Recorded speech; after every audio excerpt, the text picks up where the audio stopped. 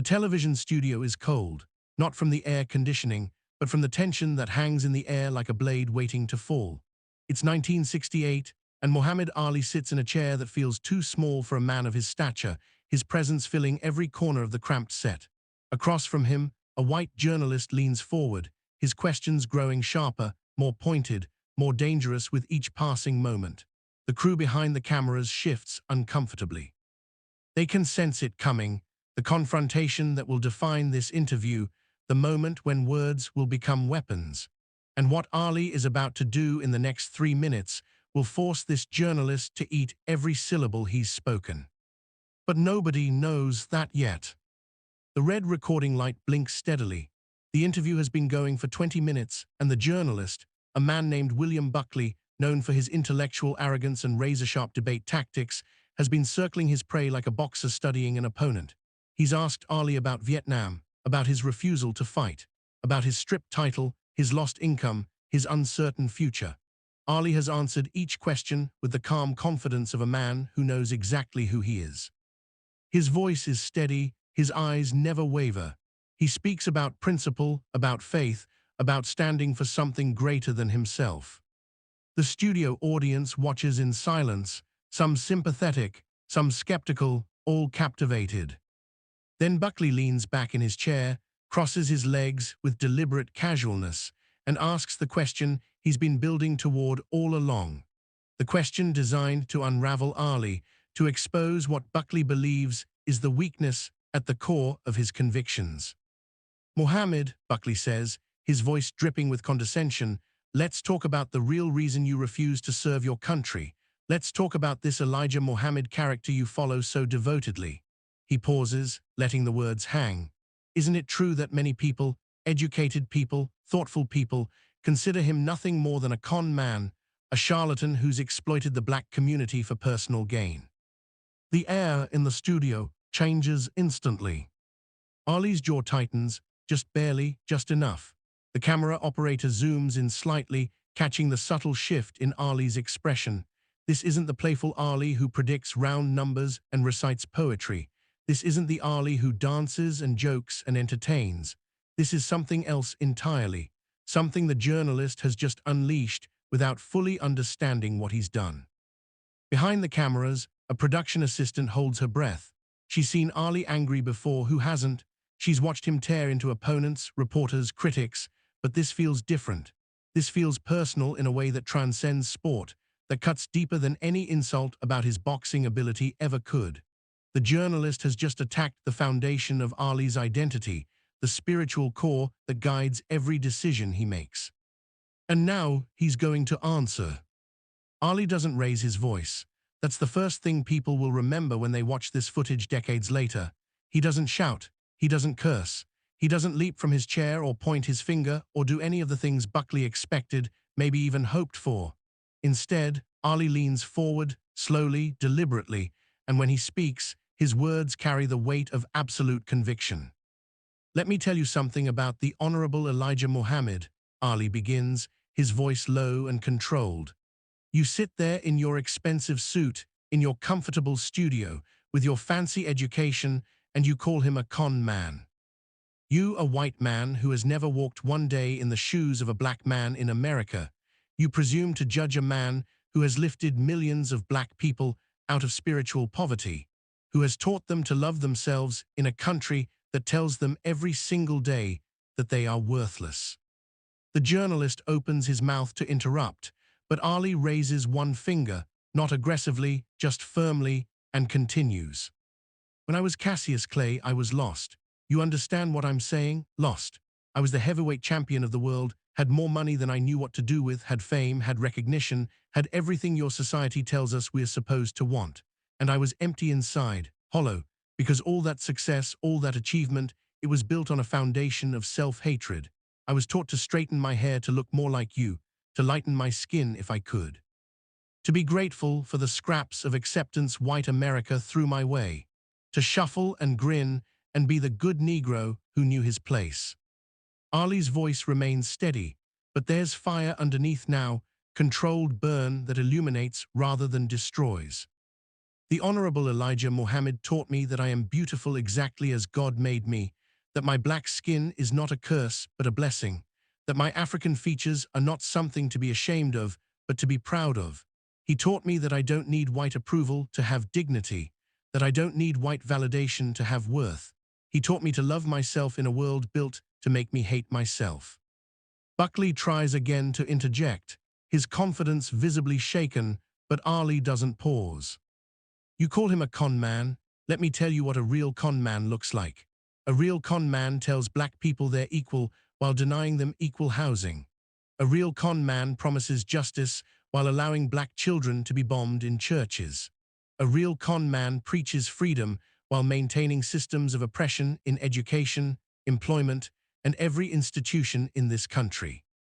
A real con man sends black boys to die in Vietnam to defend freedoms abroad that they don't even have at home. The studio is absolutely silent now. Even the crew has stopped moving. The journalist's face has gone from confident to defensive, his body language shifting as he realizes he's lost control of this conversation entirely. Ali continues, his words now coming faster, more passionate, each sentence building on the last like combinations in the ring. You want to know what Elijah Muhammad did for me? He took a scared, confused young man who was the best in the world at punching people but didn't know who he was or why he existed, and he gave me purpose. He gave me identity. He gave me pride. He taught me that being black is not a limitation but a gift. He taught me that my people have a history that extends far beyond slavery, that we built pyramids and civilizations while your ancestors were still living in caves. Now, Mr. Buckley, that's not, the journalist attempts, but Ali cuts through like a knife. He taught me that I don't have to smile when I don't feel like smiling, that I don't have to be humble when I know I'm great, that I don't have to make white people comfortable at the expense of my own dignity. And for that, for teaching me to be a man, a whole man, a black man who stands tall and unashamed, you call him a con man. Ali leans even closer now, his eyes locked on Buckley's, and for the first time in the interview, the journalist actually looks away. Let me ask you something, Ali says, his voice dropping to barely above a whisper, which somehow makes his words even more powerful. What have you done for black people? What have you sacrificed? What have you built? Elijah Muhammad started with nothing, in a country that wanted him dead just for existing, and he built temples, schools, businesses, newspapers. He created a nation within a nation because this nation rejected us. He gave black people something they'd never had before, a sense of collective power, collective dignity, collective destiny. Ali sits back now, his point made, but he's not finished. You ask why I follow him so devotedly, because when this country stripped me of my title, illegally, unconstitutionally, for standing on principle, he stood by me. When the boxing commissions banned me from making a living, he made sure my family didn't starve. When the media crucified me, he defended me. When white America called me a traitor and a coward, he called me a man of God. That's not a con man, Mr. Buckley. That's a spiritual father. That's a leader. That's a man who practices what he preaches. The camera holds on Ali's face, capturing every nuance of his expression, the conviction, the pain of having to justify his faith to people who will never understand it, the frustration of being asked to explain his humanity to those who refuse to recognize it. Buckley shifts in his seat, and when he speaks again, his voice has lost its edge.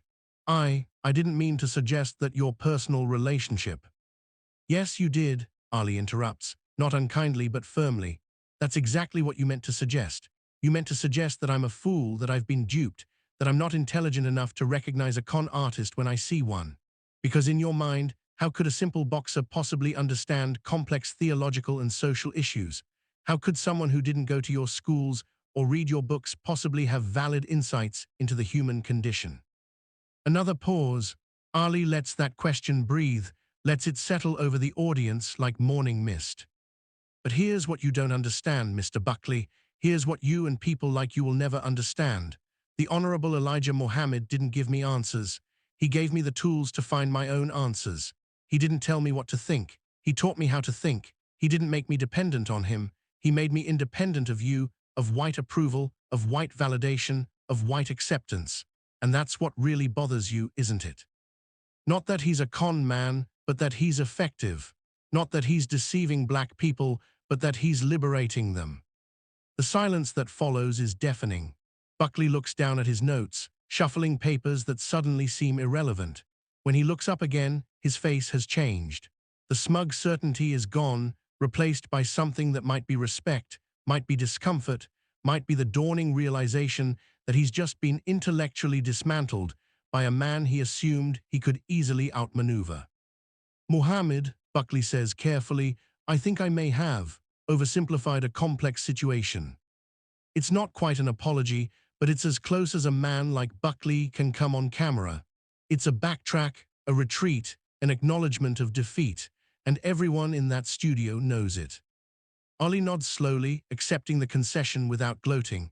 The situation isn't complex at all, Mr. Buckley. It's very simple. A man helped me when I needed help, taught me when I needed teaching, stood by me when I needed standing by. And now people who have never met him, who know nothing about him except what they read in hostile newspapers, want me to disown him to make them comfortable. Well, I won't do it. I will never do it.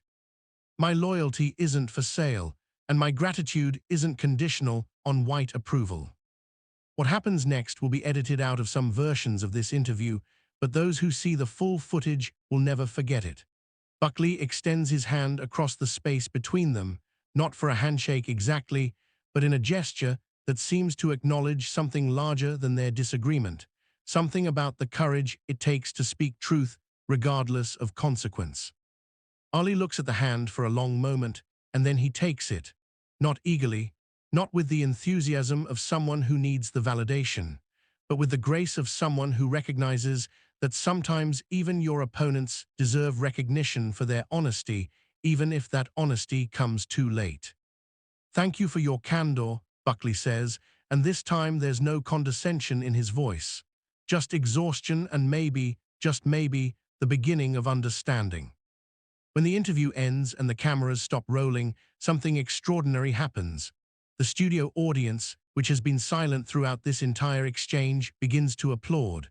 It starts with one person, then 2, then 5, then 20. Not everyone joins in, some sit with arms crossed, clearly uncomfortable with what they've just witnessed. But enough people clap that the sound fills the studio, a recognition that they've just seen something rare and powerful.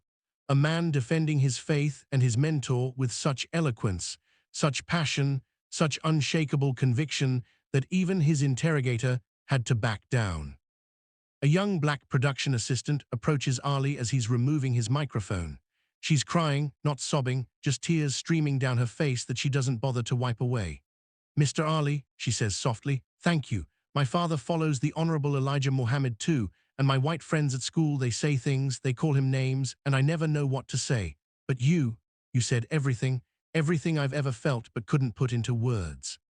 Ali puts a hand on her shoulder, gentle despite his heavyweight power. That's why we speak up, sister, not for ourselves, but for all the people who can't speak, who don't have the platform, who don't have the voice. We speak for them, and we never apologize for it. The journalist who called Elijah Muhammad a con man will think about this interview for years afterward. In a column published 6 months later, Buckley will write something unexpected. I went into that interview certain I would expose Muhammad Ali's naivete regarding the Nation of Islam. I left that interview questioning my own certainty regarding matters I had never personally experienced. Perhaps that is the ultimate victory, not winning an argument, but opening a mind. But here's what Buckley doesn't mention in that column, what most people don't know about what happened after the cameras stopped. He approached Ali in the hallway outside the studio. The boxer was surrounded by handlers, friends, and supporters. But Buckley pushed through until he was standing face to face with the man he'd tried to corner just minutes before. I owe you an apology, Buckley said, his voice low enough that only Ali and a few others could hear. Not just for the question, but for the assumption behind the question. The assumption that your faith was naive, that your loyalty was blind, that your conviction was simple. I see now that it's none of those things. Ali studied him for a long moment, and those who witnessed this exchange will later say they saw something in Ali's eyes that people rarely saw, Satisfaction, not in having won, but in having been truly heard.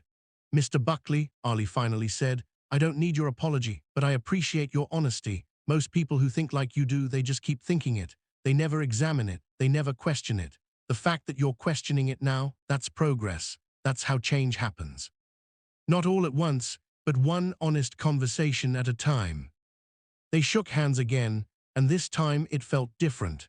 This time it felt like two men who had met as adversaries and parted as, if not friends, at least mutual respecters of intelligence and conviction. The footage of this interview will circulate for decades. It will be studied in communication courses, analyzed in theological seminars, referenced in documentaries about Ali's life and legacy. People will point to it as evidence of Ali's intellectual prowess, his rhetorical skill, his ability to articulate complex ideas with clarity and power. But more than that, they'll point to it as an example of something rarer. A man so secure in his identity that he doesn't need anyone's approval, so certain of his truth that he can defend it without apology, so grounded in his faith that he can withstand any challenge to it. What makes this moment in television history so powerful isn't just what Ali said, though his words were undeniably powerful. It's that he said them in 1968, at the height of the civil rights movement, when speaking this boldly about black pride and black independence could get you killed. It's that he said them as a man who had already lost everything, his title, his license to box, millions of dollars in earnings, and still refused to back down.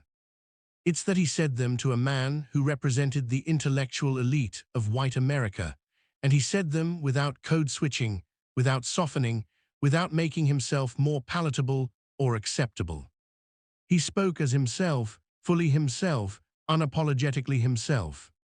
And in doing so, he gave permission to millions of other black people in America to do the same, to refuse to justify their existence, to refuse to apologize for their pride, to refuse to make white people comfortable at the expense of their own dignity and identity. Years later, after Ali's boxing career has ended, after his hands have begun to shake from Parkinson's, after he's become a beloved global figure embraced by the same establishment that once despised him, someone will ask him about this interview.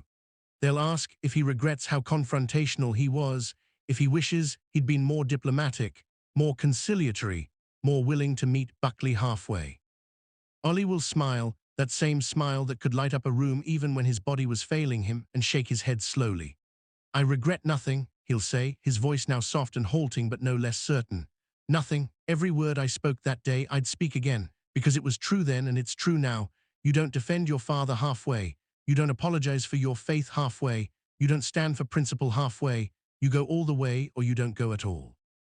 That's the lesson of this moment, the wisdom embedded in Ali's fierce defense of Elijah Muhammad that day in 1968. Not that we should follow blindly or believe uncritically or defend indefensibly, but that when we know something in our core, when we've experienced transformation in our own life, when someone has lifted us from darkness into light, when our faith has been tested and proven, we should defend it with everything we have. Not with violence or hatred, but with words, with passion, with the eloquence that comes from lived experience and genuine conviction. The journalist called Elijah Muhammad a con man, expecting Ali to stumble, to hesitate, to reveal doubt or uncertainty. Instead, Ali gave him a masterclass in loyalty, in conviction, in the power of speaking your truth regardless of who's listening or what the cost might be. And he made that interview a backtrack, not through intimidation, but through intelligence, not through force, but through faith, not through anger, but through articulate, passionate, unshakable certainty about who he was and what he believed. That's greatness, not the kind measured in championship belts or knockout victories, but the kind measured in moments when you stand for something so completely that even your opponents have to respect it. The kind that echoes through history, inspiring generations not just to fight better, but to speak better, to believe better, to be better. Muhammad Ali was the greatest boxer who ever lived. But on that day in 1968, he proved he was something more, the greatest defender of faith, family, and conviction that television had ever witnessed.